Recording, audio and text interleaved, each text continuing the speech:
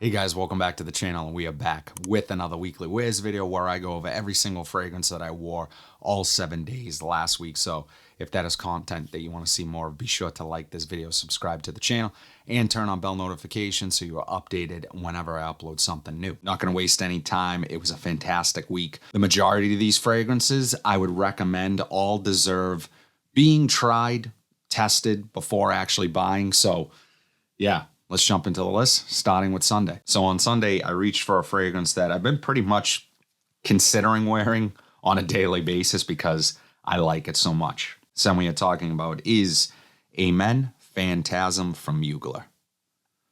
And I will say that pretty confidently, this is my favorite release of 2024. Just absolutely amazing. I wouldn't have thought that I wanted to smell like dark chocolate, but here we are. In typical fashion, the Amen line use gourmand type notes to great effect. They're just fantastic, and this is one that is no exception. Again, released this year, and definitely my favorite release. It's amazing, addictive, beautifully balanced sweetness along with that dark chocolate. It doesn't come across as too gourmand, and on top of it all, it's long lasting. So you're getting a great performing Amen Mugler fragrance that really checks all the boxes for the line. One that I think you won't be disappointed in if you're a fan in the line already. Amen Phantasm. So on Monday in the Boston area, it was really cold. I wanted something that would hold up to that cold, and you hear that expression a lot in this hobby with fragrances that are able to cut through the cold. And this one, I understand why people say that. It makes sense. This one does that. Same way you're talking about is Bentley for Men Intense. And this one, again, is polarizing, boozy, leathery, spicy woods, but really has or lacks sweetness. So with all of those sort of more bold notes, it doesn't have sweetness or vanilla that come in and sort of round everything out and save the day, which is why I think this one is so polarizing. This will not be for everyone, including those around you. It's not going to be a big compliment getter, but you might think it is because of how highly regarded this fragrance is, how much it's talked about. One of the reasons it's talked about so much is because of the bold takes, the sort of unique approach to fragrance it has while still being around the $30 price point or less. So you're getting a lot of value, you're getting a great performing fragrance. You're getting essentially what I would consider niche level in the sense that it's a bold take, it's a little more risky of a fragrance, and again, polarizing. It's not going to be for everyone. So definitely try this one, but I had to wear this one more, try it more, let my nose mature a bit before I could actually appreciate this one. Bentley for Men Intense. This next one I wore on Christmas Eve, had an amazing time, went to my mother-in-law's, bunch of people, great food, drinks, friends, just an amazing night. And this is the scent that I decided to go with. My wife said I made a great choice. The scent we are talking about is Labo Santal 33. And popular fragrance, well known at this point. Again, polarizing. Not everyone loves this one. I think the effect this one has is that if you pick up on the pickle juice vibe, that's all you smell. I personally don't get that, thankfully, although I do appreciate when people say that because I've smelled it in other things. This has a lot of imitators, but none of them do it as well as this. This is buttery smooth to me. Creamy sandalwood, spice, clean smelling, amazingly versatile, unisex, classy, elevated, all of those things. Not cheap, but worth it. In terms of performance, this is a sillage beast. This is not meant to be smelled up close. And unfortunately, when people give their opinion on these things, sometimes they're just smelling the fragrance off of a strip or up close, and you're not getting really how this fragrance was intended to be worn and experienced, which is in the air. This is a beautiful sillage, amazing, and oh man, so happy to have this in the collection. Santal 33 from Labo. Last week I talked about my favorite Elixir fragrance, Boss Bottled Elixir. Amazing. This is my second favorite Elixir fragrance, Elixir release as of late, and just an amazing scent. Scent we're talking about is Gucci Guilty Elixir.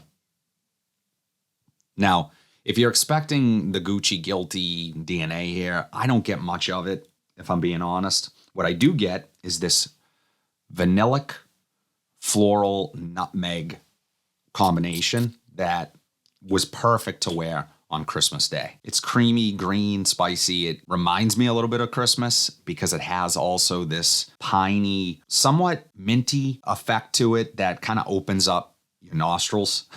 And some might say Vicks Vapor Rub, for example. I don't necessarily get that connection, but I do understand. It has this physical effect on your nostrils. It's very unique, and this is one that my wife really likes. I think this is going to be an elevated, classy, fougere style type scent for the modern man, and that's this. And really good performance as well. This lasts a long time. It's not going to fill a room necessarily, but it's going to last a while on you. So yeah, definitely get your hands on Gucci Guilty Elixir. So my wife just recently grabbed this one for me as one of my Christmas gifts this year. And I have to be honest, I'm really impressed with what you're getting here value-wise. And we were talking about is commodity leather. She picked this up at a Marshall's for around $35. And amazing deal. This is the 100 ml. So it's the full presentation, and this is an unapologetic leather fragrance. I would also consider this to be the best alternative to Dark Rebel from John Barbados, which was a highly sought after fragrance for a long time by many people, some people's favorite from the line. Also perfumed by Rodrigo Flores Rue. He also perfumed this. He did a lot of the John Barbados fragrances, so he is a really incredible artist when it comes to taking a smaller budget and just creating a really amazing scent with that money. This has an animalic edge to it. This is a dark, smoky, mysterious type leather. I picture like some misunderstood artist wearing this fragrance. Really good performance to the day that I wore it. So this lasted a long time, which really kind of surprised me. Not because it outperformed the Dark Rebel without question, but I guess maybe my experience with commodity fragrances has been that they smell really high quality, they smell good, but the performance just hasn't been there. So this was an exception to that, and I was pleased with that and surprised and happy overall. This is not going to be for everyone. Again, one of those fragrances that, because it has that animalic undertone to it, might take some time to come around to and get used to, and kind of smelled old school to me on my first initial impressions. I'll link that video here so you guys can go watch it. Really great scent for the money. Commodity leather. Guys, that commodity leather is still in the air from me spraying. This next scent was another fragrance that my wife gifted me for Christmas, and I'm so happy she did. This was another Marshall's find for well under retail, which was also my last rack store pickup video, so I will drop that here for you guys to watch after. So what we're talking about is Byredo Black Saffron. And wow, guys, stunning unisex leather fragrance, spice, all those amazing things. Obviously, you can tell my wife likes leather fragrances. You have this really nice magnetic cap. Just an amazing fragrance. It's similar to things like Tuscan leather and Godolphin, which is my favorite leather fragrance, but it has this more airy, wispy effect to it. It has the underlying Byredo DNA, which just is very clean and put together. So it's a leather fragrance, right? No question about that. It's spicy, but it's not heavy or dense. Doesn't pull you down. It's not something that you would think, oh, I can only wear that in the cold. Very versatile for a leather fragrance and a spicy fragrance. So right there, it's unique. And just an amazing overall fragrance in terms of performance. I got really good performance, not great performance. And the quality. The quality is just exceptional, next level, which is not a surprise. Byredo fragrances that I've tried from them have all been incredible in terms of quality. So yes, you're spending a little more money, but you're getting a high quality, next level fragrance. You just are.